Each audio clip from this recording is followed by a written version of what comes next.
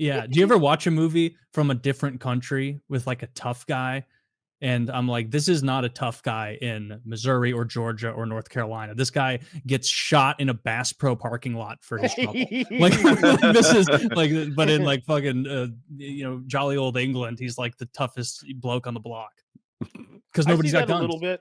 They got Like truncheons. physically speaking, Mr. In Between isn't super imposing, although they do sort of add that in that Isn't superimposing that's how come on. he's a Could you beat skinny. this guy up? Could you beat this actor up? Well, he's an older guy and he's smaller. So yeah, I could probably beat him. I don't know. He seems like a good boxer. Like he might just knock me out like immediately. He may be like he seems like a good boxer, and I'm not a good boxer.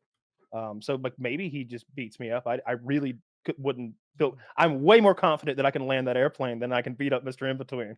Like, I Alright, really well, am. I'll say And this. also on top of that, the main bit of scariness that comes from him is again his willingness to escalate to ultra violence, to murder, and his propensity for shooting people with guns. He's always got a fucking shotgun, and he's just like shooting everybody in the face. And it's like, I don't care how tough you are. He's got a 12 gauge. Yeah, he's just a mean guy. I feel Yeah. like I've heard that also done with the mob. You know, Of like, course, you know that yeah. scene where they lock the door and the bikers are Now inside? you I just think it's can't a leave. Bronx Tale. Yeah, you do know. And then, dude, these people that would get winded walking up the driveway They to have their baseball car bats. are all, like, beating up these bikers. They have baseball Bro, bats. They they like have they have plot like armor is 5 or what they 6. have.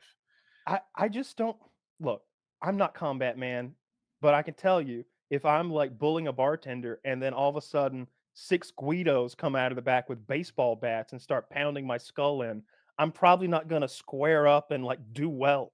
Like, I don't think I'm gonna take No, they're anybody gonna down pop to the you. ground and like secure a triangle choke. I think they're going to beat me in the head with a baseball bat like they did those guys. I Yeah. agree with you. They're all fat slobs. They look soft, They're but fat slobs, they look soft.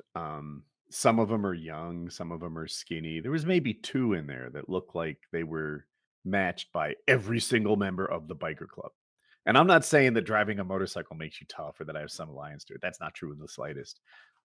But these guys were tough. They looked pretty tough to me, and it looked like a total mismatch. But the plot armor made it a mismatch in the wrong direction. Is that what happens in the movie? It's a here's the Italian clip gang if you versus a want. biker gang. So basically, this biker gang comes into the Italian mob Take a peek. neighborhood, and they come in and start disrespecting the bar. And the mob boss himself comes in, and he's like, "Why don't you just have your beers and leave?" And they're like, "Oh yeah, that's all we wanted. All right, good, great." And then they get their beers and they spray the bartender down, continue to disrespect the place. And he's like, "You got to leave." And then they're like, they won't leave. And he's like, goes over and locks the door. And now you can't leave. Now yous can't leave. Honestly, And I like, don't think there's a single gang that I wouldn't prefer to lose a fight than the biker gang. Pick any gang that's ever existed. The biker gang has got to be the most annoying, just on a pure annoying basis. Those I'm watching the loud scene right now. choppers, people are trying to eat their fucking lunch or brunch outside and they're just causing a ruckus. I'm still stuck. I don't understand. There isn't someone you'd rather lose a fight to? So the biker gang's the person you'd I would number rather the biker gang lose, whether it's against an Oh, Italian gang I or thought you were like a white choosing supremacist who gang or a you black lost gang to. or MS-13. No, pick any gang against these fucking Dude, homos riding their you're so bikes. wrong about this. I'm watching the scene. Mhm. So like, It's because they're rude in public. It's first of too all, the loud. bikers all look like they're 45 or 50 and skinny white dudes. And the mobsters come in. The opening move for there's like maybe 6 bikers and 8 mobsters or something. The opening move though is one of the bikers getting sucker punched unconscious. The second move is a fat mobster comes up with a pistol and says, "Nobody move." And the bikers try to surrender. He then pistol whips one of the bikers in the face unconscious, while another third fat guy comes with a chair like over the head slam down, knocking another unconscious. And then a big fatso grabs one of the bikers and belly squeezes him against a jukebox. That's a little silly. I think that's for comedic A relief. little So the silly. That's the part I was watching as you talked about it. They made it seem this guy's so fucking fat, he couldn't put his elbows together. And he's like barely able to do this, and he like humps him against the bar with his belly fat. It 400 pounds coming at you like that, I think you'd be in big trouble, buddy. Oh my god. And you What are say you the gonna do? Sweep bikers the are in leg? their 40s. I disagree. I think they're in their 30s, but They the look crinkly? mobsters are in their 50s. Full of gray hair. or They have a gun. they're not using guns. No one He gets is shot. using a gun. There's and one. this There's guy, one Italian I guy with see a a gun. pipe. I see a bat. I see a gun. And there's just they're beating them to death with the sticks and clubs, and they're outnumbered. There's the pistol whipping again. He's continuing to hit him with a pistol. This The one poor guy got bar owner. stomped. He's the victim in all this. He gets hosed down with like 7 beers that he's not going to get paid for, and then he loses his toupee. And the Italians are like, "We'll show him what's what. Let's destroy the rest of the bar." And then they run in and break the. These jukebox people are machine. scary. Like mobsters in general, and like the Sopranos characters are scary because of their willingness to immediately escalate to ultra violence. Their and the fact they use weapons. They never once do they square up with anyone and then talk about rules. We don't put a cup in or take our shoes I off. don't Like buy it. I they don't stab buy you it. in the We've throat. had a similar conversation before, except the target of my ire was Joe Pesci. Yeah. Joe Pesci being the toughest guy, the toughest mobster. And I do kind of get it a little bit because sometimes I think cops think they're super tough when in reality they're beating up people who aren't resisting or aren't seriously resisting, who just want to like not be in super trouble. Maybe that's what Joe Pesci's doing, right? People are giving him a little respect and taking their beating, but Joe Pesci can't beat up anybody. The dude's 5'0". He's old and he's weak. And it's like, and So disagree. on this show, it's like, you don't understand. He'll stab you with a pen as soon as he'll look at you. Fuck off. He did. Like He stabbed that guy with a pen. he- Well, he wasn't looking. You know so much more about mixed martial arts than me. It's not even funny.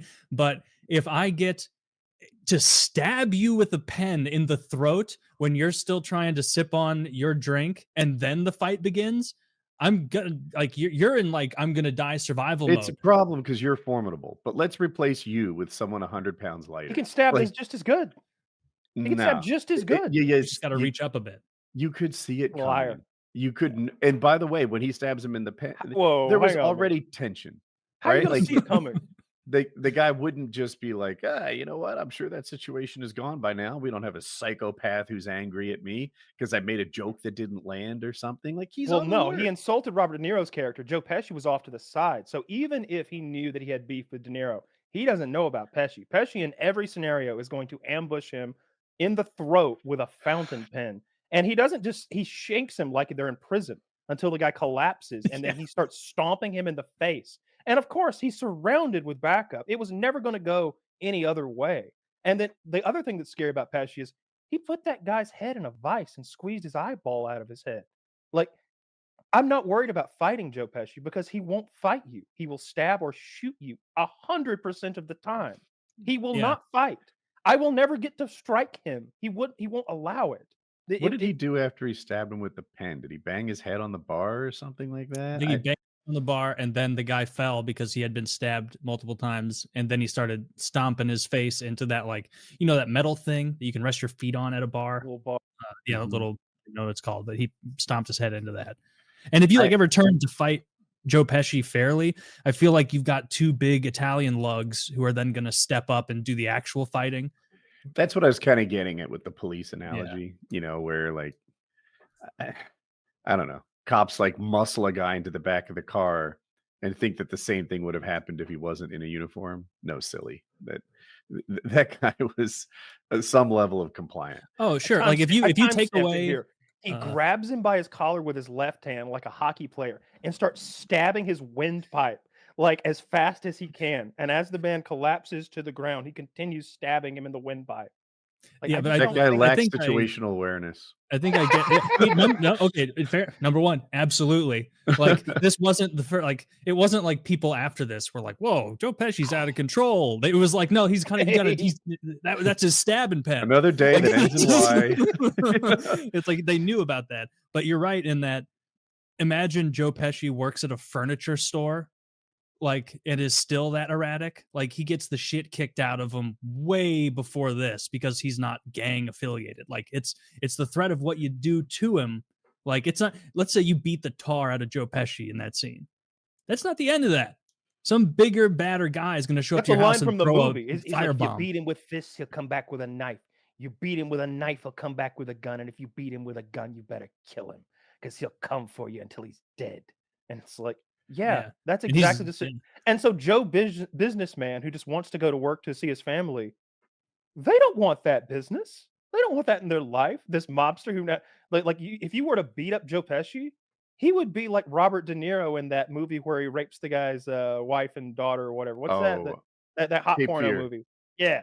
So it'd be like in Cape Would you Fear. call it a hot porno movie? Yeah. That erotic thriller, Cape Fear. Oh god, because of the ending climax. You'd have scene? that guy after you. You'd have that guy who's like driving by your neighborhood, like peeking at your daughter. Like he'd be like, "Hey," and then he'd disappear, and then you just see a car parked down the street because his goons watch you at night to make sure you're not talking to the authorities. Like he would just terrorize your whole existence. That was a really good movie. Yeah, that's hot. Cape Fear. I haven't seen it in a time. I've never seen it. You haven't seen Cape Fear? No, I saw the Simpsons version though. The premise of it Wow, is, I've seen Cape Fear. I think Nick Nolte plays an attorney with a family, and um, De Niro is a bad guy, and he was clearly a bad guy. Like, just I think he raped somebody and beat them and killed them or whatever. And Nick Nolte, the attorney, was his defense attorney, and he didn't do everything he could to get him off. Well, De Niro is also a really smart guy, and in prison, he kind of learns about the law and how it went down. And when he gets out, decides to get his revenge, and the movie continues from there.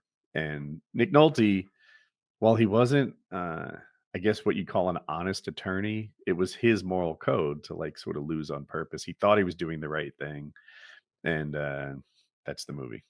Yeah. Mm.